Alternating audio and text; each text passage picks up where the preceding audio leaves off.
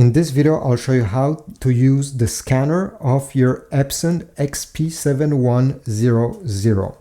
I'll show you how to scan using the regular basic scanner and the automatic document feeder, and how to get the results on your smartphone. I'll do it with an iPhone, but it works the same with Android.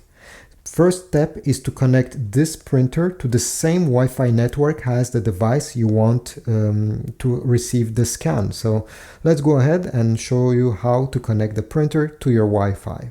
I have also made a separate video, by the way, if you want to scan on a USB drive or on an SD card.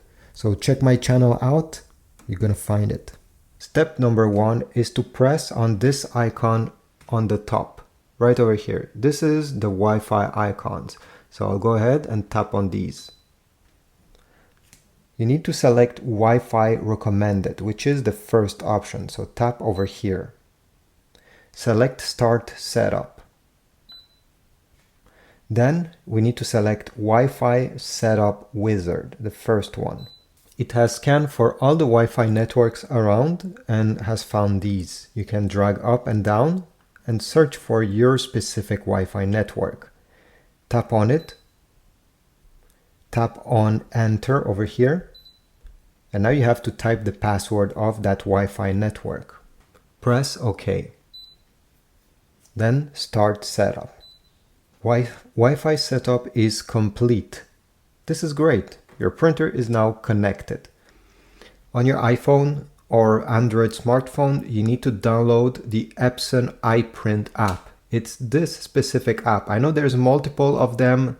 Don't download the Epson panel app, smart panel app. This printer only works with Epson iPrint. Open the app, press agree, press OK, press allow while using the app, press allow. On the top over here, you're going to have printer. Printer is not selected. Tap to add a printer. Select allow. And your XP-7100 series printer will be on the display. Click on it and it will be added to the app. It's very easy, as you saw. It takes less than a minute, which is great.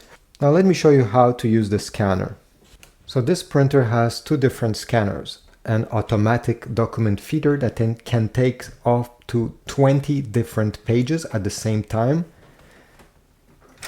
and a regular scan bed like this one. I'll show you how both of them are working.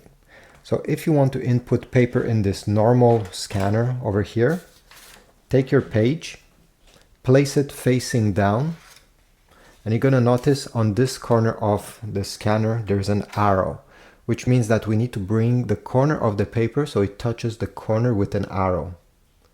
Just like this. Now you know that your paper is properly aligned. If you intend to use the automatic document feeder that is on the top of the scanner, of the printer, sorry, you need first to lift this lid completely. Take your document, again, could be 20 different pages that you wish to scan. Place it facing up with the top part of your document towards the left side. And you just have to glide it over here. You're gonna hear a beep, and this is just the scanner telling you that it has recognized that you have input something here. Now on the app itself, you're gonna select Scan. You're gonna select the cogwheel on the top right corner. Make sure that the source over here is the correct one. So ADF stands for Automatic Document Feeder, where I have input paper right now. But if you're using the scanner glass, you can select Document Table. This is how they call it here.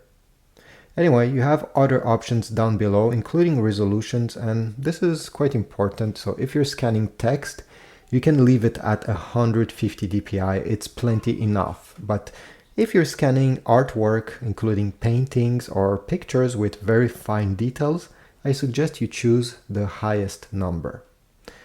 Anyway, once you're done, you also have over here option to double-sided scanning. So imagine this page had text on the other side. Well, you can scan both sides automatically, which is great. I don't have this, so I'll keep it to no. At the end, press done and press scan. the printer will take automatically the page and it will come out over here.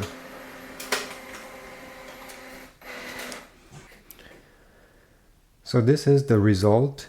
And if you want to save, because right now this is not saved, it's not on your phone, it's just a preview, you need to click on the save button, which is this floppy disk over here. Once you click on it, you need to tap on select folder. You'll be able to edit the name of this scan, choose which format you wish the scan to be, and then you're going to press the select button. You'll be able to choose, okay, if you go back over here, in which folder on your phone this will go. And afterwards, you'll be able to share it on social media or email or transfer it to somebody else. So I hope this video was helpful. If so, leave a like, subscribe, comment down below, check my Amazon links if you want to support my channel, and I'll see you in the next video.